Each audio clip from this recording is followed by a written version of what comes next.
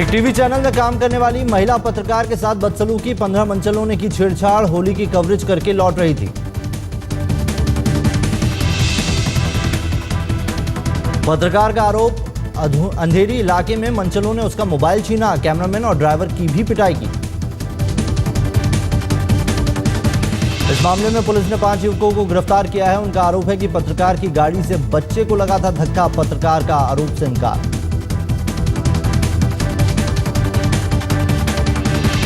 सामाजिक कार्यकर्ता एनी राजा का महाराष्ट्र सरकार पर इल्जाम, महिलाओं के प्रति बढ़ते अपराधों पर सरकार बनी हुई है मूक दर्शक। उद्धव ठाकरे ने कांग्रेस पर साधा जोरदार निशाना, सामना में लिखा, पार्टी के पास उम्मीदवारों की कमी, नहीं लड़ना चाहता कोई नेता। शिवसेना ने राहुल गांधी पर भी साधा निशाना, उद्धव ने लिखा, चुटकुला है, 200 सीट पर जीत का दावा, सोनिया भी नहीं करेंगी भरोसा। उद्धव ने सामना में लिखा, दिमागी संतुलन खो बैठे हैं राहुल गांधी, 100 सीट भी नहीं जीत पाएगी कांग्रेस। उद्धव ठाकरे का दावा, पूरे देश में चल रही है भगवा ब्रिगेड की लहर, मोदी के नेतृत्व में एनडीए को मिलेगी 275 सीटें। उद्धव ने केजरीवाल पर भी साधा निशाना, सामना में लिखा, कुछ भी करें केजरीवाल, वाराणसी से जीतेंगे मोदी, चुनाव बाद खत्म होगी आम आदमी पार्टी। एनसीपी से फिर मोदी के पक्ष में निकले सुर, सुप्रिया सुले ने कहा, जब मोदी को अदालत ने बरी कर दिया तो सवाल उठाना ठीक नहीं।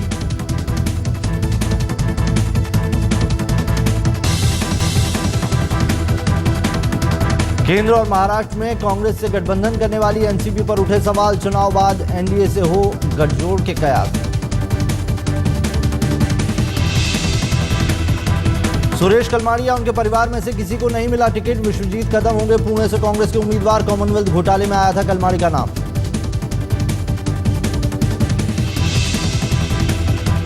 महाराष्ट्र में पिछले 24 घंटे के अंदर 5 किसानों की खुदकुशी, ओलावृष्टि होने से इनकी फसल हो गई थी बर्बाद।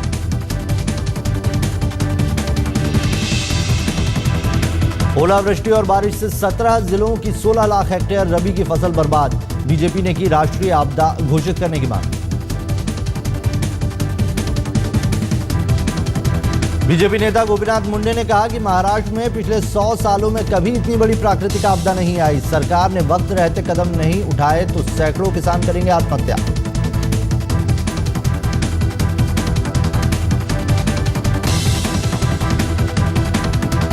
मुंडे का ऐलान, 5 दिनों में सरकार ने पीड़ित किसानों को रिलीफ पैकेज नहीं दिया तो सड़कों पर उतरेंगे बीजेपी कार्यकर्ता। महाराष्ट्र बीजेपी अध्यक्ष देवेंद्र फडणवीस बोले, वर्धा में 20 मार्च को आत्महत्या करने वाले किसानों के परिवार से मिलेंगे मोदी। एक और पूर्व आईपीएस के राजनीति के मैदान में छलांग लगाने की खबर, पीके जैन ने आरपीआई से जोड़ा नाता।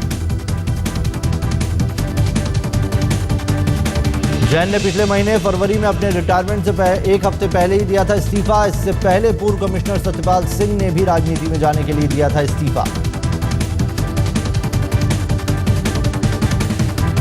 टूरिस्ट डेस्टिनेशन के तौर पर मलेशिया को प्रमोट करने पहुंचे मलेशियाई टूरिज्म अधिकारी, 10 दिनों से मलेशियन एयरलाइन का विमान है लापता।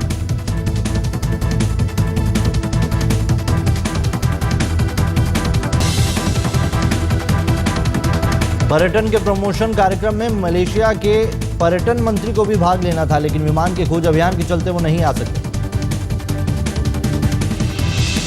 मलेशिया टूरिज्म के अधिकारियों ने जताया भरोसा, मलेशिया में आने वाले पर्यटकों पर नहीं पड़ेगा विमान हादसे का असर।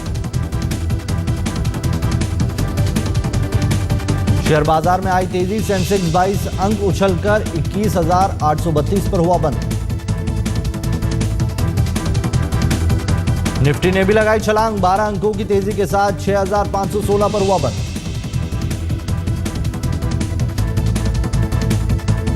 एक अप्रैल से रिजर्व बैंक करेगा कर्ज नीति की समीक्षा, हमेशा की तरह ब्याज दर कम होने की अटकलें। मुंबई के अंधेरी इलाके में एक टीवी चैनल की महिला पत्रकार के साथ बीच सड़क पर मारपीट और बदसलूकी करने का मामला सामने आया है। यह वारदात कल की है, जब महिला पत्रकार होली का अपना शूट करके दफ्तर वापस लौट रही थी। पुलिस ने केस दर्ज कर कुछ आरोपियों को भी हिरासत में लिया है। मेन रिस्पॉन्सिबिलिटी पुलिस की। मुंबई के पुलिस कमिश्नर पद की कमान संभालते ही राकेश मारिया ने वादा किया था कि मुंबई को महिलाओं के लिए सुरक्षित बनाया जाएगा, लेकिन हालात में कोई बदलाव आता नहीं दिखता। सोमवार को एक महिला पत्रकार के साथ कुछ मंचलों ने सरेआम बदसलूकी की। महिला पत्रकार ने विरोध किया तो उसकी जमकर पिटाई भी की गई। घटना अंधेरी इलाके की है। महिला पत्रकार होली की कवरेज करके वहां से गुजर रही थी तो कथित रूप से उसकी गाड़ी से एक बच्चे को धक्का लग गया। हालांकि पत्रकार ने इस आरोप से इनकार किया है। इसी बात को मुद्दा बनाकर वहां मौजूद 15 से 20 मंचलों ने पहले तो पूरी गाड़ी तोड़ डाली, उसके बाद गाड़ी के ड्राइवर और कैमरामैन की पिटाई की। महिला पत्रकार बीच बचाव करने लगी तो उसके साथ बदसलूकी शुरू हो गई। When I tried to take the video of the entire sequence, a person called as Ibrahim, he came, he snatched away the mobile from my hand and he pushed me away, then he pulled me towards him and he started molesting me. He was along with some 3 to 4 people who tried to take advantage of the situation because it was a crowded place. महिला पत्रकार के साथ बदसलूकी होने की जानकारी मिलते ही police हरकत में आई और मामला दर्ज कर आरोपियों की तलाश शुरू कर दी। अब तक 5 आरोपी पकड़े जा चुके हैं। जो कानून के दायरे में जो केस लेना चाहिए उस हिसाब से केस लिया जाएगा और उस हिसाब से सेक्शन लगाए जाएंगे और हम लोग जिन्होंने किया है ये घटना में जो रिस्पॉन्सिबल है उनके ऊपर हम लोग कानून से कार्रवाई करेंगे। अदालत ने सभी आरोपियों को न्यायिक हिरासत में भेज दिया है। इस केस के 10 आरोपी अभी फरार हैं। पुलिस ने फरार आरोपियों को गिरफ्तार करने के लिए विशेष टीम का गठन किया है, पर इस मामले ने महिलाओं की सुरक्षा को लेकर फिर सवाल खड़े कर दिए हैं। मुंबई से मुनीश पांडे के साथ आज तक ब्यूरो।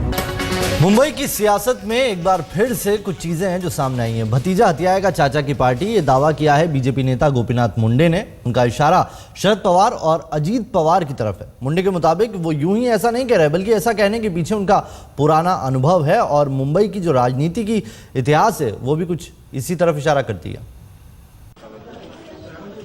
महाराष्ट्र की राजनीति में शरद पवार और गोपीनाथ मुंडे को एक दूसरे का कट्टर दुश्मन माना जाता है। एनसीपी मुखिया शरद पवार और बीजेपी नेता गोपीनाथ मुंडे के बीच राजनीतिक शत्रुता अक्सर राज्य के राजनीतिक गलियारों में चर्चा का विषय रहती है। मुंडे ने इस दुश्मनी की राह पर एक कदम आगे बढ़ते हुए शरद पवार पर भतीजे अजीत पवार को लेकर निशाना साधा है। महाराष्ट्र के चाचा भतीजों के बीच आई दूरियों के पुराने उदाहरणों को लेकर मुंडे ने कहा कि एक दिन अजीत पवार भी शरद पवार के खिलाफ बगावत करेंगे। पुतणे ऐकत नसतात हे मराठाला मी आणि बाळासाहेबांनी भोगलंय शरद पवारला तीच वेळ आल्याशिवाय राहणार नाही। महाराष्ट्र की राजनीति में चाचाओं के खिलाफ भतीजों की बगावत का इतिहास रहा है।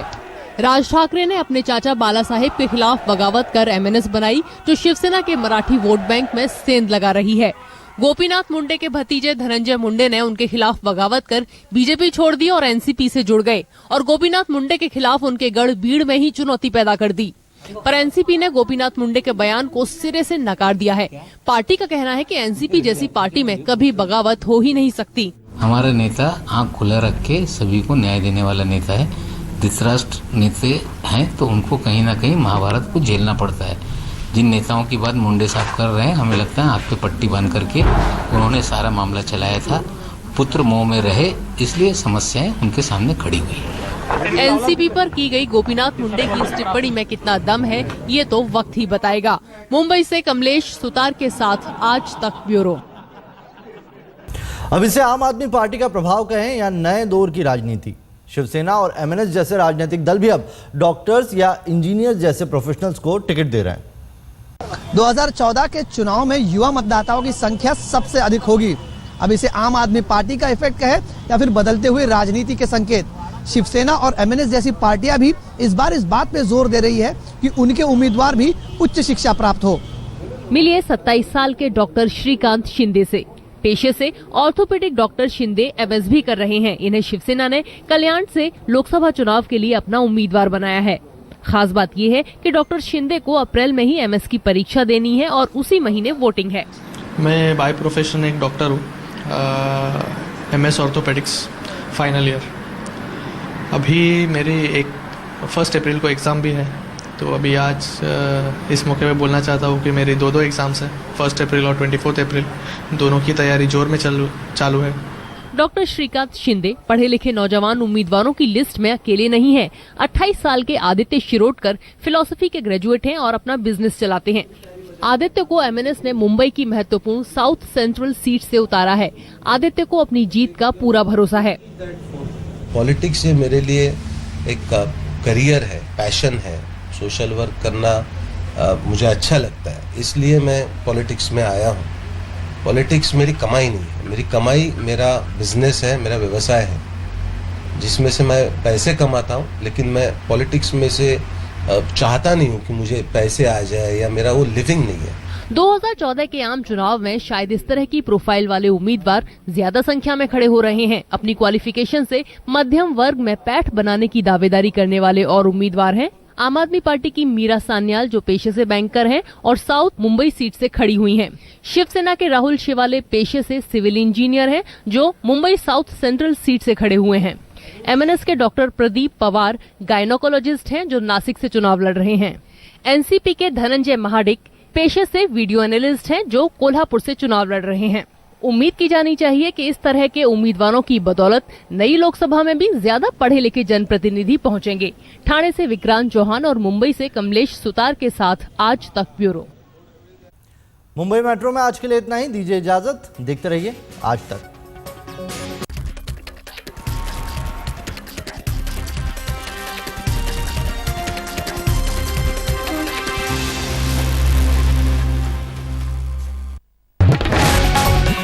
Berger Easy Clean, no dark, no धब्बा, only beautiful walls। पेश करते हैं ताज़ा खबर।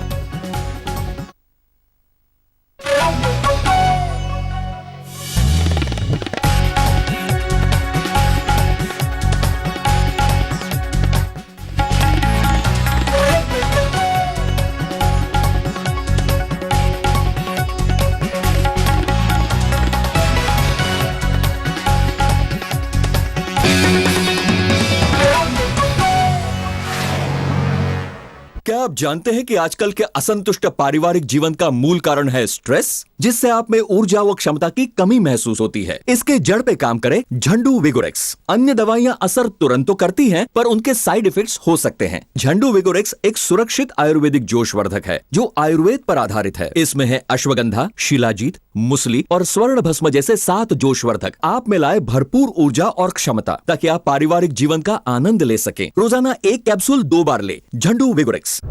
ये है तुम्हारी धुलाई, लो अब इस नई शर्ट को भी पोछा बना दो। डिटर्जेंट के बाद सिर्फ आधा ढक्कन कंफर्ट फैब्रिक कंडीशनर इस्तेमाल करो।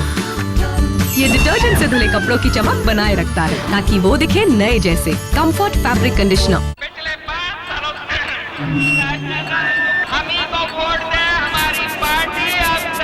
देश से ये दाग हटे या ना हटे, बर्जर इजी क्लीन से रंगी दीवारों से हर दाग आसानी से हटेंगे। बर्जर इजी क्लीन, नो दाग, नो धब्बा, ओनली ब्यूटीफुल वॉल्स।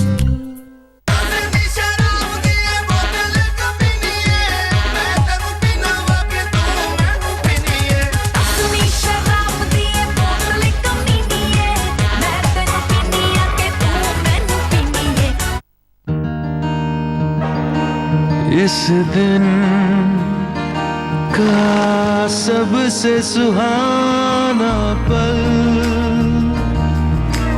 कौन सा है, क्या कहता है घर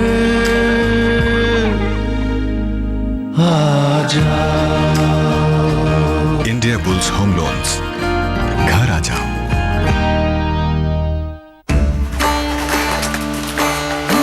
आम की तलाश में मिले तो कई आम, पर कुछ आम बन गए मेरे खास।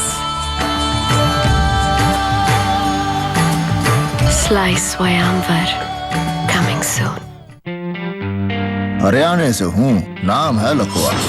यो हाथ चाले ना सबाए इस उंगली के। इस एक आदमी ने मेरी पूरी कहानी खत्म कर दी।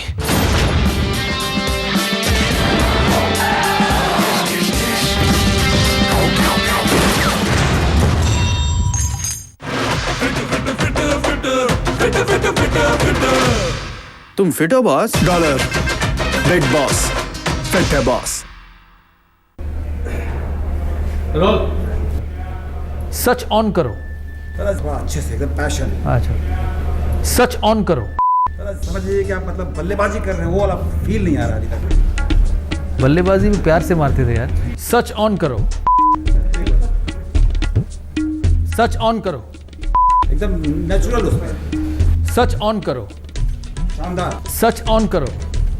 बिल्कुल ठीक चल रहा है, बस last last last last such on करो।